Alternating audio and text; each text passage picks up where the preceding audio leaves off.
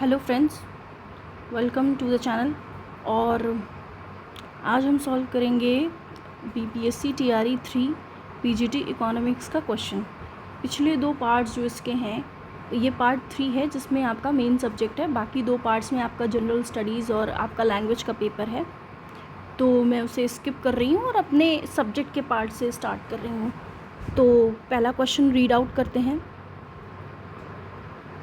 Which of the following are the central problems of the economy? Option A, what to produce, how to produce, where to produce। जहाँ where लिखा है इसको काट देंगे, where to produce नहीं होगा। what to produce, how to produce and whom to produce। जी हाँ, paper मैं भी पहली बार देख रही हूँ। Which of the following cost curve is rectangular hyperbola। जी हाँ, average fixed cost rectangular hyperbola का शेप रहता है इसका।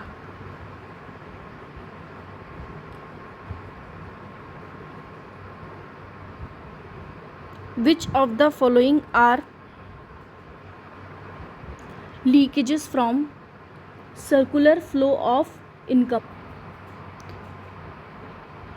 तो आपके ऑप्शंस हैं स्क्रीन पे, सेविंग, टैक्सेस, कंजम्पशन। जी हाँ, तो इसमें ऑप्शन आपके होंगे सेविंग, टैक्सेस, कंजम्पशन। इंक्लूड नहीं होगा, बाकी सेविंग और टैक्सेस दोनों आपके लीकेजेस हैं, तो इसलिए ऑप्शन आपका होगा more than one of the above. Which one of the following is are assumption of classical theory of employment। demand creates its own supply। no, supply creates its own demand।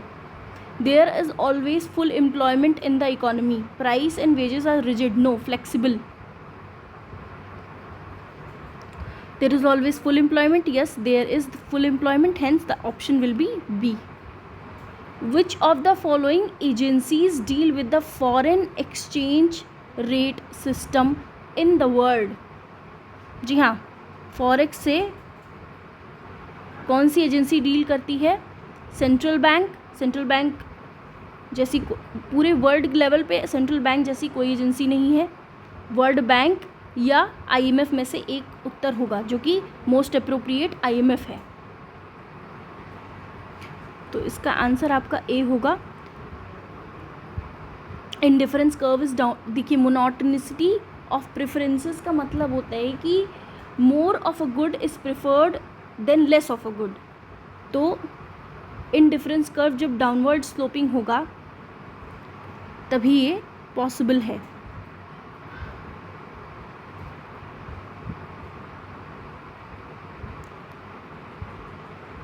Next question है आपका, production possibility frontier curve shows the combination of good that an economy can produce, a economy wants to produce, a consumer wants to consume or more than above।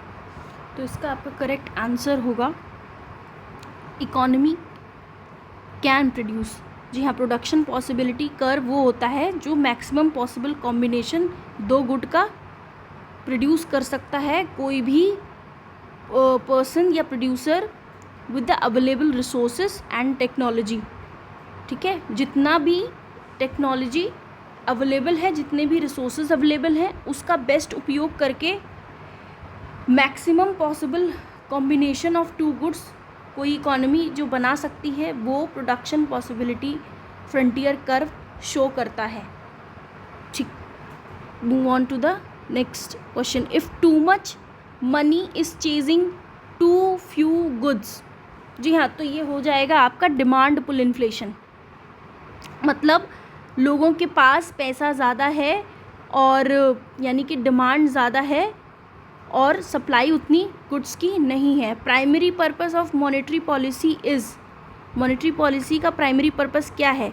GDP maintain करना, exchange rate maintain करना, price stability maintain करना, more than one of the above. देखिए, primary पूछा गया है तो price stability हो जाएगा। Characteristic of non rivalrous and non excludable. जी हाँ, तो ये होगा आपका नॉन एक्सक्लूडेबल। फ्री राइडर्स तो होते हैं, नॉन राइवलरस होता है। आते हैं नेक्स्ट क्वेश्चन पे। Data on unemployment can be obtained from reports of census in India, जी नहीं। Directorate General of Employment, National Sample Survey Organisation, तो आपका NSSO से डेटा मिल सकता है, डायरेक्टरेट जनरल ऑफ एम्प्लॉयमेंट से, तो hence the answer will be D, more than one of the above. Adam Smith advocated laces fair, invisible hand, free trade policy, या तो मोर than one of the above होगा answer.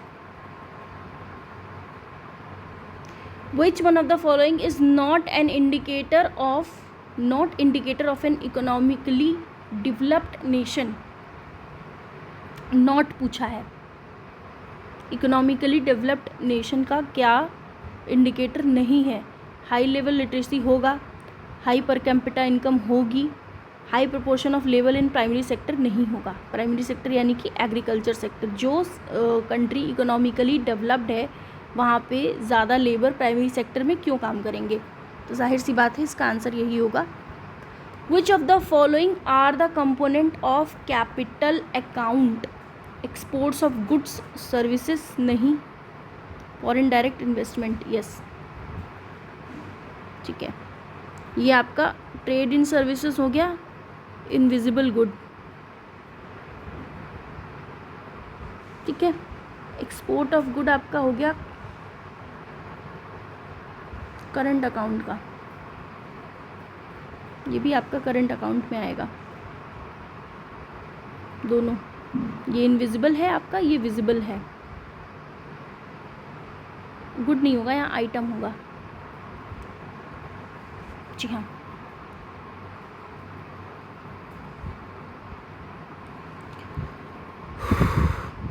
Cardinal utility analysis, एक minute.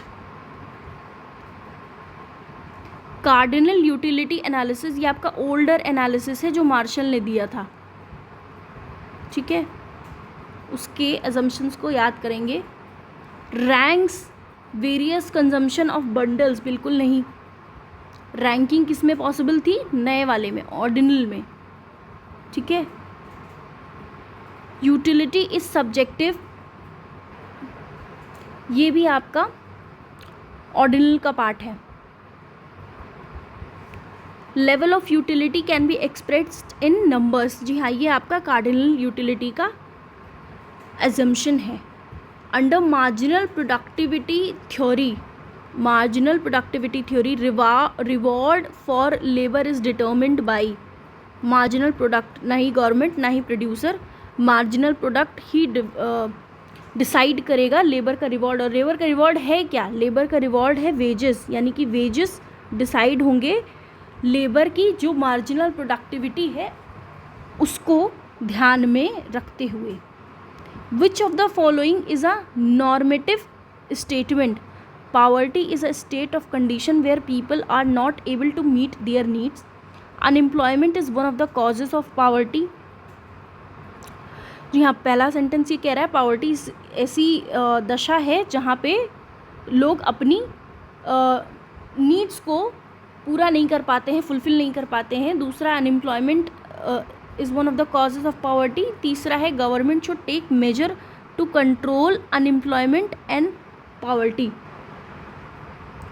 देखिए, पहले तो आप ये जान लीजिए कि नॉर्मेटिव जहाँ पे वर्ड आए तो इसका मतलब क्या होता है। नॉर्मेटिव का मतलब होता है कि क्या होना चाहिए, क्या करना चाहिए, ना कि इस बात पे ध्यान देते हैं क्या हो रहा है, क्या एक्चुअल कॉज है, इस पे ध्यान नहीं है, क्या करना चाहिए। वैल्यू जजमेंट की बात करते हैं, ओपिनियन की बात करते हैं। तो जैसे इसमें से ओपिनियन कौन सा है? ये दो तो डिस्क्रिप्शन लग रहे हैं कि poverty is a state of condition जहाँ पे लोग अपनी नीड, ये भाई स्टेटेड बात है, फैक्ट है, डिस्क्रिप्शन है। और अनएम्प्लॉयमेंट भी पॉवर्टी का कॉज है, ये भी एक। लेकिन गवर्नमेंट को करना चाहिए ये जो बता रहा है, ये एक तरीके का ओपिनियन दे रहा है, ये एक वैल्यू जजमेंट स्टेटमेंट है, ठीक है। व्हाट शुड बी, ठीक है, व्हाट गवर्नमेंट शुड डू, ठीक है। तो यहाँ पे आपका आंसर सी होगा। Example of Cobb Douglas production function are, देखिए Q is equal to A L alpha K 1 minus alpha, या फिर कभी कभी यहाँ बीटा भी लिखा होता है, तो is equal to L alpha K beta. देखते हैं इससे मैच करने वाला कौन सा है आपका। ये तो नहीं है, ये भी नहीं है। Which one of the following statement is are correct about elasticity of demand? It is the percentage change in demand for good divided by percentage change in price. जी हाँ, प्राइस में चेंज होने पर, change in price brings how much percentage change in demand for that good? Is it the correct statement? The second one is elasticity of demand is same at different point in linear demand curve. मतलब जब curve ऐसे बन रहा है तो हर point पे elasticity same होगी। क्या सेम होगी?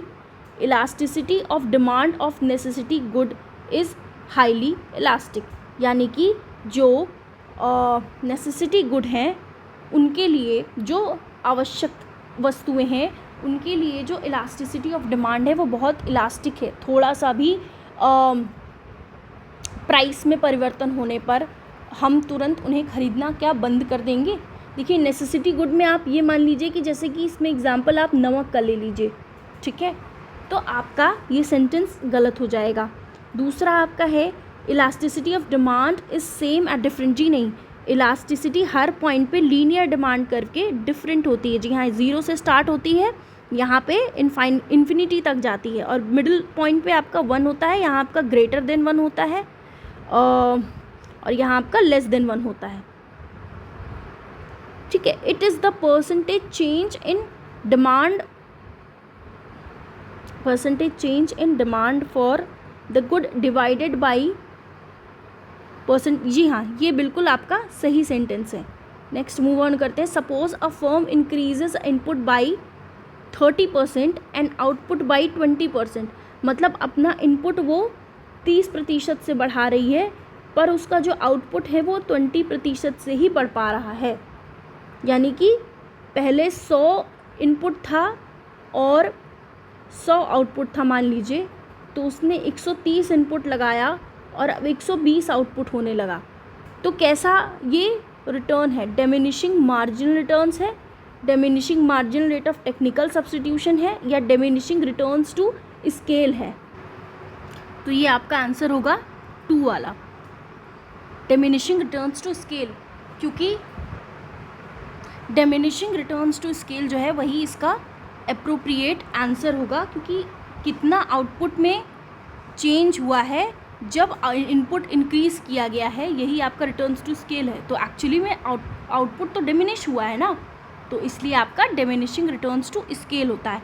और मार्जिनल रिटर्न्स में आपका ये बताते हैं कि आपका एक इनपुट इंक्रीज़ करने पर, एक यूनिट ऑफ इनपुट इंक्रीज़ करने पर कितना डिक्रीज़ इन आउटपुट हुआ है, बाकी other things remaining constant.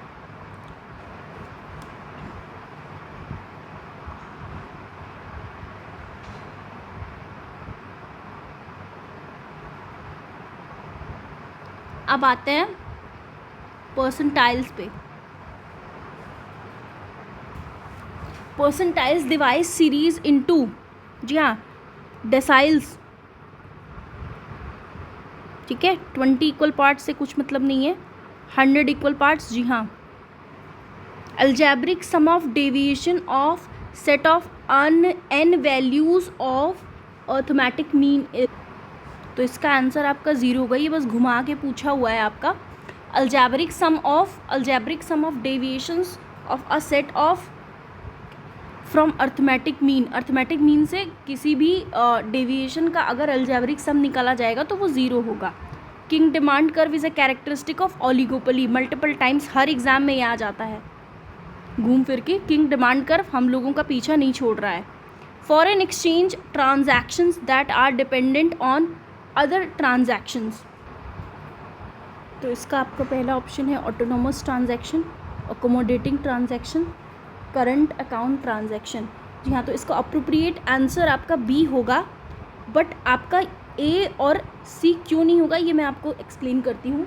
Autonomous transaction जो होता है वो अंडरटेक आदमी करता है अपने सेक पे कि हमें उससे प्रॉफिट होगा उस इन्वेस्टमेंट से कि नहीं होगा, तो उस बेसिस पे हम ट्रांजैक्शन करते हैं।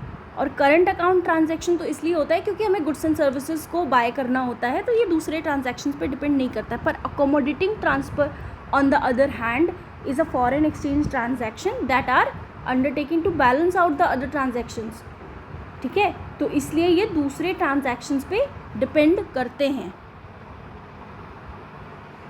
Which of the following is or not a property of isoquant curve. जी हाँ, आइसोक्वांट कर्व, ठीक है, is similar to home, similar to, देखिए इसको एक और चीज़ बोलते हैं आइसोकॉस्ट कर्व भी बोलते हैं, और ये इंडिफरेंस कर्व के जैसा ही होता है।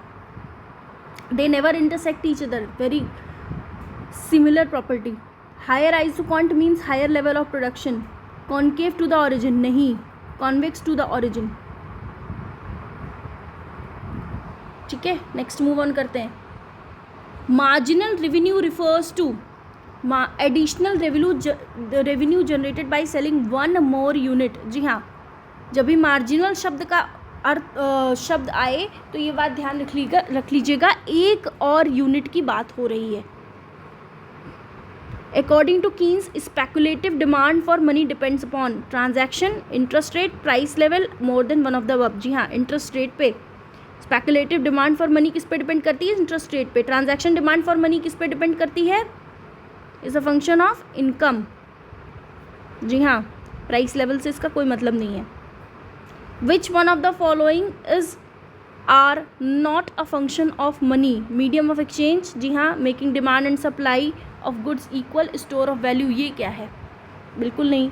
Making demand and supply of goods equal, equilibrium की तो कोई बात ही नहीं है यहाँ पे। ये आपका सेंटेंस बोल रहा है कि function of money, one of the function of money is to bring equilibrium, है ना। तो ये तो ऐसा कोई फंक्शन है नहीं। स्टोर ऑफ वैल्यू, जी हाँ बिल्कुल है। मीडियम ऑफ एक्सचेंज भी है, और यहाँ पे नॉट पूछा है।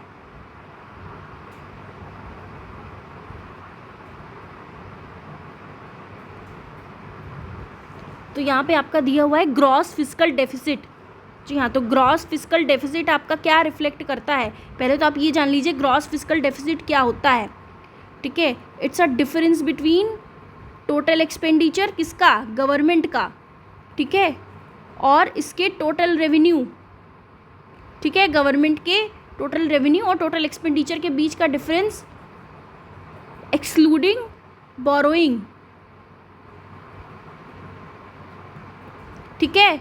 वो बोरोइंग कहाँ कहाँ से फाइनेंस कर रहा है, नेट बोरोइंग्स होम से भी, डोमेस्टिक से भी ले सकता है, आरबीआई से भी ले सकता है, बाहर से भी ले सकता है, ठीक है।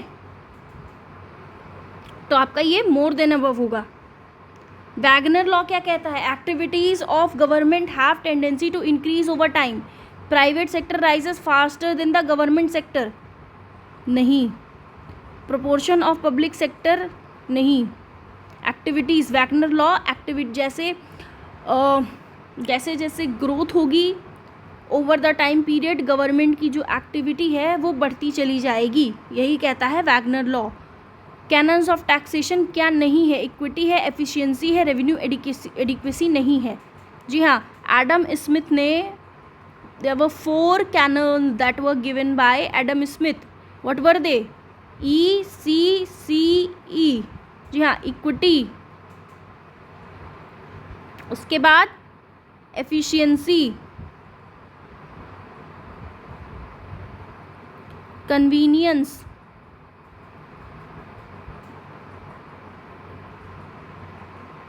इसका आपका होगा सर्टेनिटी। एफिशिएंसी आपका जहाँ तक नहीं होगा, यहाँ पे आपका होगा इकोनॉमी। तो ये 4 आपके 1, 2, 3, 4 आपके टैक्सेशन के कैनन्स हो गए, ठीक है। आशी project, Aasthi project of GIS based property tax system is initiative of which state, ये स्टेट रिलेटेड क्वेश्चन है, ये एक बार मुझे देखना पड़ेगा। The distribution of burden of paying a tax को क्या बोलते हैं? Sharing a burden tax, incidence of tax, shifting of tax. According to Peacock and Wiseman analysis, public expenditure increases smooth step like fashion। जी हाँ, बिल्कुल, जो आपका public expenditure है वो ऐसे बढ़ता है, ठीक है। इसको क्या बोलते हैं? Displacement effect. 3 टाइप के इफेक्ट दिए थे पीकॉक वाइजमैन ने। पहला था डिस्प्लेसमेंट इफेक्ट, दूसरा था इंस्पेक्शन, तीसरा था आपका कॉन्सेंट्रेशन इफेक्ट। जी हाँ,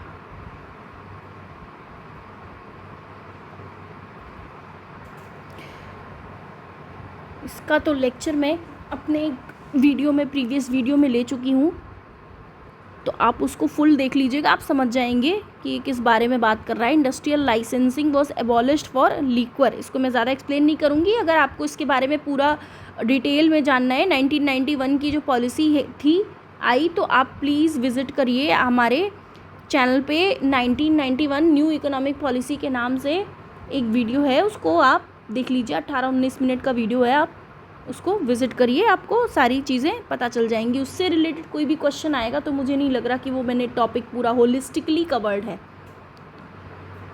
function of commercial banks, acceptance of deposit, जी हाँ। Remittances of fund, determining bank rate, जी नहीं। रिमिटेंसेस ऑफ फंड, तो ये भी आपका होगा। रिमिटेंसेस ऑफ फंड का मतलब होता है कि एक पार्टी से दूसरी पार्टी तक पैसा पहुंचाना, ट्रांसफ़र ऑफ फंड्स, तो उसका मोर देन अबव होगा। बैंक रेट कौन डिटरमिन करता है? Central bank, RBI. Current bank rate क्या चल रहा है? जून में जो मॉनेटरी पॉलिसी आई है उसको पढ़ लीजिएगा। Liquidity trap is a situation when speculative demand for money is highly elastic. The rate of interest is very high, नहीं। Everyone's expect rate of interest to fall further, बिल्कुल नहीं। जब रेट ऑफ इंटरेस्ट ऑलरेडी बहुत लो है और यहाँ पे आपकी जो मनी डिमांड है, एलपी कर्व आपका इनफाइनाइटली इलास्टिक हो जाता है, ठीक है, बस इसको टच नहीं करता, बाकी इनफाइनाइटली और बहुत लो इंटरेस्ट रेट पे, ठीक है। तो ये आपका हाई तो बिल्कुल नहीं है और इससे नीचे गिरने का कोई सवाल ही नहीं होता। लोग एक्सपेक्ट करते हैं अब इससे बढ़ेगा ही, तो speculative demand of money becomes infinitely elastic, तो इसलिए यहाँ पे लिक्विडिटी ट्रैप की सिचुएशन आ जाती है। 15th finance commission report recommended setting of district disaster management fund, performance for grants in sector for specific grant, performance based grants for sector specific grants, primary health care should be fundamental commitment of each state. तो ये आपका तीनों ही होगा। Finance 15th finance commission के head कौन थे? NK Singh. 16th finance commission के head कौन है? कमेंट सेक्शन में बताइए। Which one of the following is correct about money multiplier? It is a ratio of stock of money to the stock of high powered money, M/H, ये आपका formula होता है। Its value is greater than 1. It depends upon demand deposit with bank. तो इसका पहला option बिल्कुल सही है। Its value is greater than 1, ये भी सही है, क्योंकि money multiplier generally greater than 1 इसलिए हो जाता है क्योंकि जो बैंक्स होते हैं वो डिपॉजिट से अपना पोर्शन निकाल करके और ज़्यादा पैसा उससे क्रेडिट क्रिएशन करने का प्रयास करते हैं, और जाहिर सी बात है कि मनी मल्टीप्लायर रिज़र्व रेशियो से इन्फ्लुएंस है, तो इसलिए आपका ये डिमांड डिपॉजिट विद बैंक से भी इन्फ्लुएंस है। तो इसमें आपका आंसर होगा more than one of the above.